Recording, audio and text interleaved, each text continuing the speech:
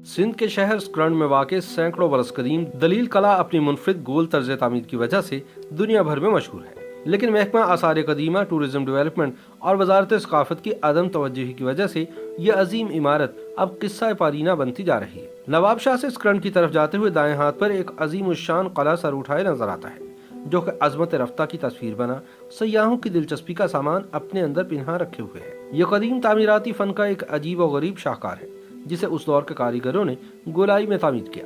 दलील कोट और दलील कला के नाम से मारूफ इस किले की तारीख सदियों पुरानी है। सिंध की तारीखी कुतुब में इस किले के बारे में मुख्तलिफ वाक़यात दर्ज हैं। ताहम 9.25 एकड़ रकबे पर चिकनी मिट्टी से तामीर किया गया यह किला हवादिस ज़माना के बावजूद आज भी कायम है। इसकी सबसे मुनफरिद बात यह है कि इसे गोलाई में इस तरह तामीर किया गया है कि इसका कोई हिस्सा चौकोर नजर नहीं आता, बल्कि इसको बनाने वाले कारीगरों ने इसे एक नई शक्ल में ढाला है। यूं मालूम होता है कि उस जमाने में साइंसी तरक्की और इस दौर की तरह जदीद तामीरी मशीनरी न होने के बावजूद जिस तरह प्रकार से गोल दायरा बनाया जाता है, उसी तरह इस किले को गोल गेंद की तरह बनाया गया है। बाज़ मौरखीन के मुताबिक पाकिस्तान ही नहीं बल्कि हिंदुस्तान तक में इस तरह के किसी किले का वजूद नहीं जो मुकम्मल तौर से गोलाई में बनाया गया हो। अलबत्ता हिंदुस्तान के शहर बीजापुर में एक किला है जिसका सिर्फ शुमाली हिस्सा गोल है। दलील कला की दीवार की लंबाई जमीन से 20 फीट बुलंद है, जबकि किला की कच्ची दीवारों को सहारा देने के लिए किला की बुनियाद से 4 फीट ऊपर तक दीवार बनाई गई है, ताकि मौसम के सर्दो गर्म और तेज आंधियां और तूफान इस किला की दीवारों को मुनहदम न कर दें।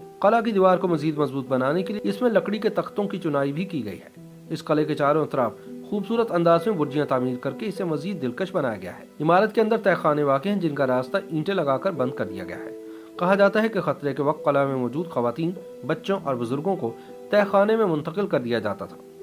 बरसों कबल इस किले की सैर के लिए आने वाले अफराद का कहना है कि ये तहखाने अपनी मिसाल आप थे और इनकी छतें इतनी मजबूत थीं कि इनके ऊपर चलने वालों की आवाज़ें तहखाने के अंदर मौजूद लोगों को सुनाई नहीं देती थी। तारीखी रिवायात के मुताबिक माजी में दरियाए सिंध किला की फसील के साथ बहता था, लेकिन ज़मीनी तब्दीलियों के बाद ये रुख तब्दील करके स्करंड के करीब मड के मकाम पर बह रहा है।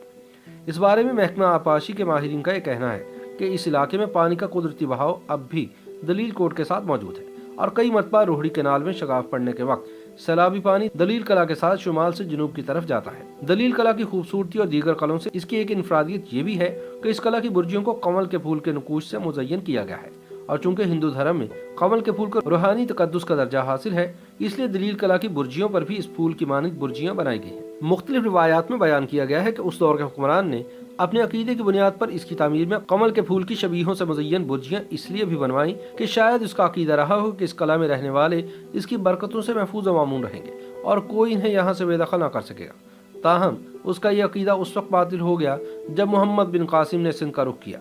तारीख में रकम है कि दलील कला में उस वक्त तजारती सरगर्मियों का मरकज होने के साथ साथ फौज की छावनी भी थी, जिसमें 1600 सिपाही सुकूनत पजीर थे। दलील कला पर मोहम्मद बिन कासिम के हमले की खबर सुनकर ताजरों और उनके अहल खाना ने दरिया के रास्ते राह फरार इख्तियार की और कलाबंद फौज ने मोहम्मद बिन कासिम की फौज से शिकस्त खाई। दलील कला को अब दलील देरो भी कहा जाता है। रोजाना हजारों अफराद इसके सामने कराची से पंजाब, बलूचिस्तान और खैबर पख्तूनख्वा जाते हुए गुजरते और दलील कला की पुरस्को इमारत को देखते हैं।